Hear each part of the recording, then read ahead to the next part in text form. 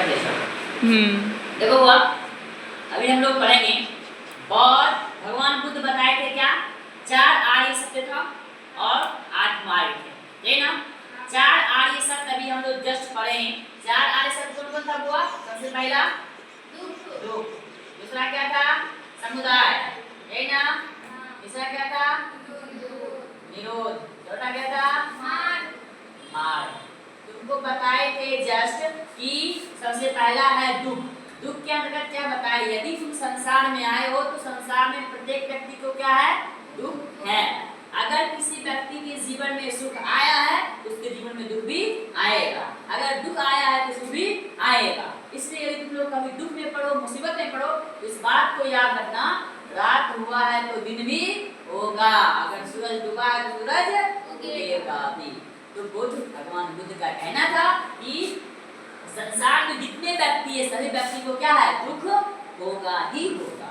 दूसरा समुदाय, दुख का कारण कौन होता है? वो अरे समुदाय, समाज के लोग ही दुख के कारण होते हैं, समाज की वजह से ये लोगों को दुख होता है, तो दुख का कारण समुदाय होता है। तीसरा होता था निरोध। निरोध में क्या बताया थे वो अरे? हाँ, दुख के समय में हमें पैसेंस बना के रखना है, दुख के समय में हमें धैर्य बना के रखना है। अगर हम धैर्य बना के रखेंगे तो एक ना एक दिन मेरे समस्या का समाधान हो ही जाएगा। तीसरा है मार्ग। भगवान बुद्ध बताए थे यदि हमें दुख को निवारण करना होगा, यदि हमें दुखों से बचना होगा तो हमें 8 मार्ग पे चलना होगा। कितने मार्ग पे चलना होगा बोले?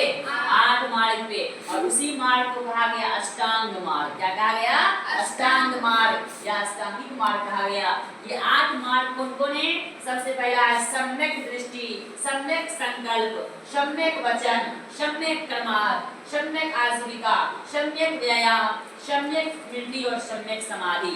एक एक करके समझते हैं सबको। सबसे पहला आता है सम्यक दृष्टि।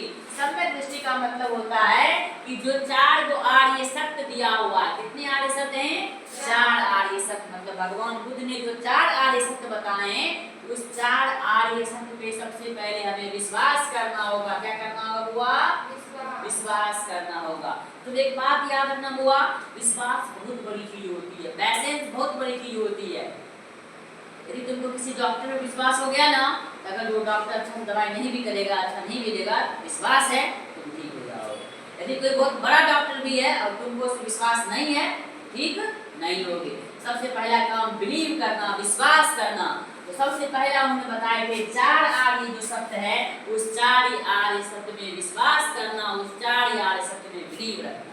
पहला समझ में आया?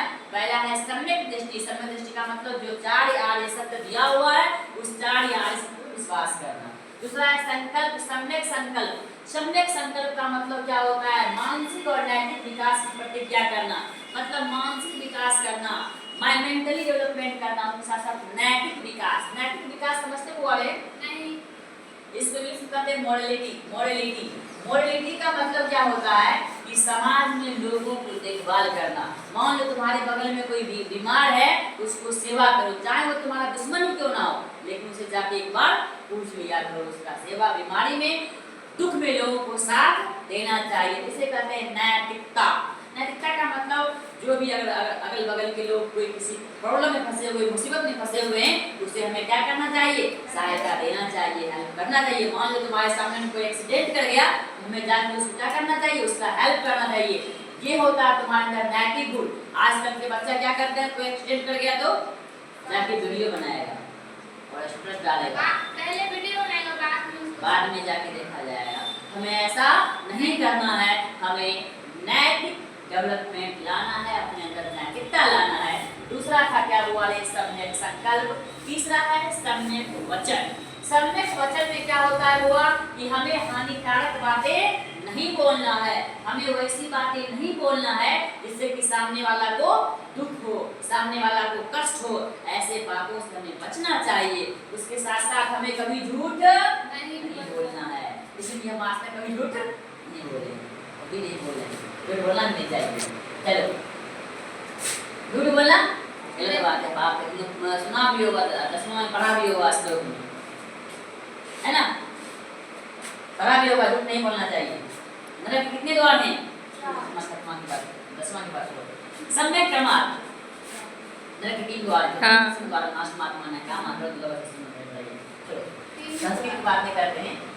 हाँ, चौथा वाला का सम्यक कर्मा, हमें बुरे कर्म ना करना चाहिए, अच्छे कर्म करना चाहिए, बुरे कर्मों से बचना चाहिए। अगला आता है वो 5वां नंबर सम्यक आजीविका, कोई भी हानिकारक व्यापार नहीं करना चाहिए। वैसा व्यापार मत करो जिससे लोगों को क्या हो, हानि हो। जैसे शराब बेचने का व्यापार नहीं करना चाहिए, मदिरा का व्यापार नहीं करना चाहिए, इससे लोगों को हानि हो सकता है। हमें हानिकारक व्यापारों से भी बचना होगा। अगला आता है सम्यक व्यायाम, व्यायाम का मतलब होता है डेली व्यायाम करो जिससे खुद को स्वस्थ रख सको, खुद को हेल्दी रख सको। इसलिए हमें डेली लगातार सही व्यायाम करना चाहिए ताकि अपने आप को स्वस्थ रखा जा सके।